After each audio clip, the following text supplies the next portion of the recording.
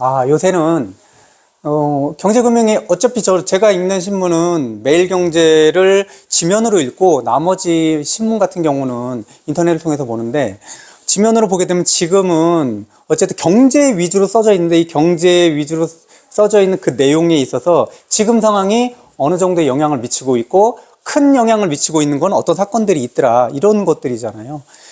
제가 보는 거는 자산시장이 어떻게 움직이는지는 늘 관심이 있으니까 그 부분에 대한 것들, 제가 생각하는 자산이라고 하면은 뭐 여러 가지가 있겠지만 크게 생각하는 것들은 뭐 부동산과 주식과 채권, 요 정도면 충분하다 했잖아요. 뭐 금도 훌륭한 자산이지만. 그래서 그 관계된 것들이 나오면 신문을 볼 때는 늘 그래요. 이 신문의 내용, 기사가 써져 있는 내용 그대로가 아니라 왜 썼지? 왜 이런 기사가 나오지? 의도가 뭘까라는 부분들을 반드시 가지고 있어야 된다라는 거죠.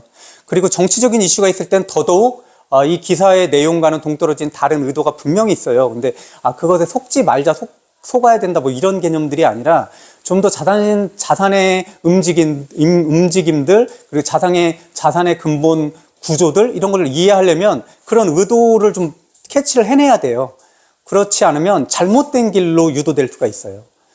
그리고 지금 보면은 강북 국평 분양가 4년새에 5억 정도 뛰었다고 하는데, 이 기사의 핵심은 뭐냐면, 지금 강북이면 강남보다는 뭐 거래가가 싸게 형성이 되어 있는 건 다들 아시잖아요.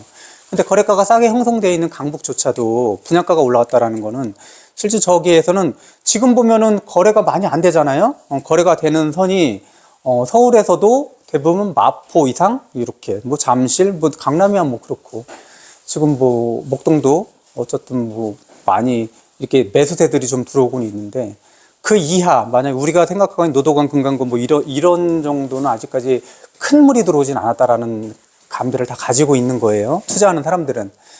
그런데도 불구하고 거래가 많이 지금 말씀드린 거래는 매수 거래예요. 매도의 거래. 거래가 많이 되지 않는데도 분양가가 저렇게 올랐다라는 거예요. 거래가 많이 되지 않으면 분양가가 오르지 않아야 되는 게 정상이잖아요. 근데 거래가 많이 되지 않는데 분양가가 오른다. 그 대부분은 뭐겠어요? 분양가의 대부분들은. 그렇죠. 건설비죠, 건설비. 그러니까 대부분 땅에 대한 것들도 있겠지만 실질적으로 건축비가 되게 많이 들었어요. 시공비가.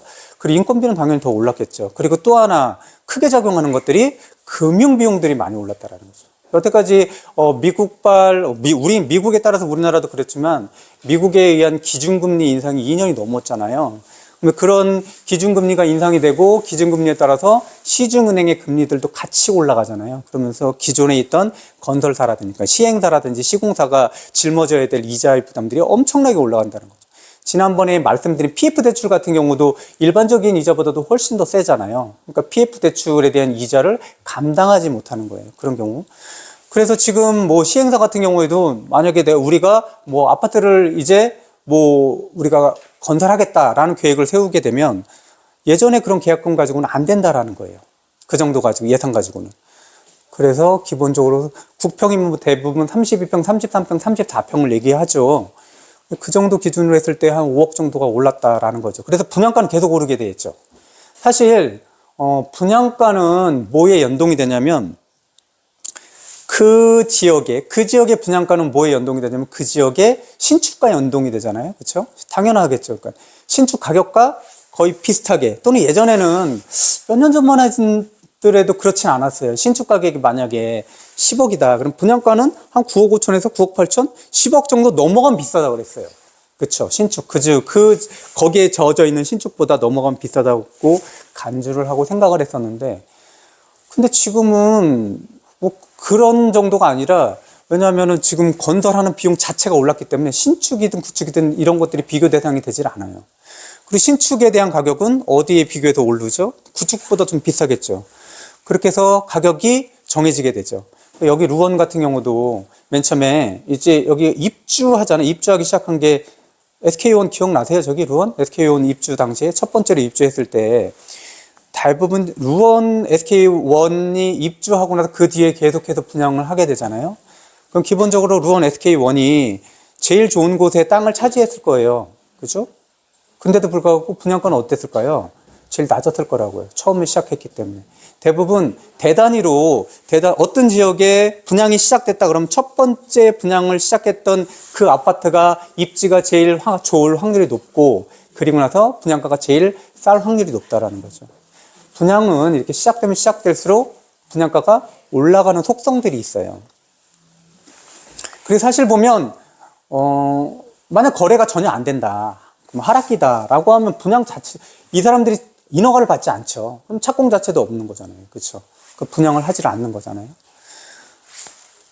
근데 지금은 이렇게 공사비들이 되게 많이 올라 있는 상태다. 이거는 아파트만이 아니고 다른 여타의 건설들도 대부분 다 그렇게 지금 그런 상황이에요. 예전에는 이제 아파트만 가지고 얘기를 할게요. 빌라, 지금 빌라 같은 경우는 많이, 지금 예전의 빌라하고 지금 빌라는 의식 자체도 달라졌고, 지금 거래되는 것도 완전히 달라졌죠.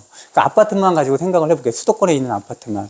이렇게 생각해 봤을 때, 신축, 구축 간의 가격 차이가 났다라고 했어요. 우리가 보면, 신축과 구축, 이런 것들 나누는 기준들이 뭐 시기별로 되게 다르지만, 신축이라고 하면 기본적으로 5년, 10년까지를 그냥 신축이라 볼 수 있어요. 그죠? 10년에서 20년 정도면, 아니, 중급 정도 되는구나. 그러니까 20년 넘어가고 25년 넘어가면, 이거 구축 아닌가? 뭐 이렇게 얘기하는 경우도 있고, 통상 5년 이후는 다 구축 아니야? 뭐 이렇게 보는 사람들도 있어요. 근데 예전에 보면, 신축에 대한 가격이 만약에 10억이다. 근데 20년, 만약에 15년, 20년 요 사이에 있는 아파트들은 한 7억, 6억? 뭐 이렇게 떨어져 있었어요. 그런데 이 아파트가 25년 넘으면 다시 올라가는 것들을 확인할 수 있었죠. 그쵸? 예전에는 아주 오래된 구축 아파트 25년, 30년 된 아파트들이 다시 가격이 올라간단 말이에요. 주거 조건들은 나쁘잖아요. 그죠? 더 나쁜데도 불구하고 어느 정도의 시기를 거치면 이 구축이 다시 가격을 회복한다라는 거죠. 왜 그런 거죠? 뭘 보고 그런 거죠? 재건축이죠, 재건축. 그쵸? 지금 연한이 30년이지만 재건축 연한은 계속 바뀌어요. 예. 그런 것처럼 구축에 대해서 이렇게 가격이 등락들이 있었는데 지금은 점점 벌어지고 있어요. 구축하고 신축의 가격차가 많이 벌어지고 있다는 거죠. 구축과 신축을 나누는 거 지금은 좀 달라요. 뭐 아파트가 지금은 뭐 4세대 뭐 이렇게 막 얘기를 하는데 조금 지난 거, 한 10년, 15년 지난 거하고 지금 아파트의 좀 차이는 대부분 커뮤니티 뭐 이런 시설들에 대한 차이들이 제일 많을 거예요. 그리고 더 오래된 것들은, 한 20년, 25년 이렇게 되게 되면, 요새 거주하는 분들이 되게 불편해하는 주차장이 지하에 없는 거예요. 또는 주차장이 지하에 있다고 하더라도, 일기 신도시도 주차장이 지하에 있긴 하지만 대부분은 바깥에 있어요. 그래서 안에는 몇 대 못 대는. 그러면 비가 오거나 눈이 오거나 뭐 이럴 때, 아주 추울 때 이럴 때는 굉장히 귀찮잖아요. 또 비가 오면. 그걸 되게 싫어하더라고요. 그래서 그 중에 하나가, 지하에서부터 우리 집까지 엘리베이터로 연결되어 있는 것들을 굉장히 선호해요. 그 이후에는 다양한 커뮤니티 시설. 그 중에 끝판왕들은 대부분 거기까지는 아니지만, 뭐 조식 뷔페? 이건 뭐 실패한 경우도 많지만, 또는 많이 알고 있는 수영장. 제일 풍경채 같은 경우는 수영장들이 많이 있죠.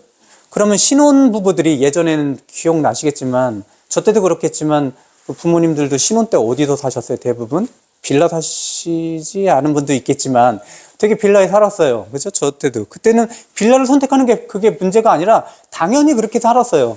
근데 지금 보면 몇 년 전부터 5년도 더 넘었을 거예요.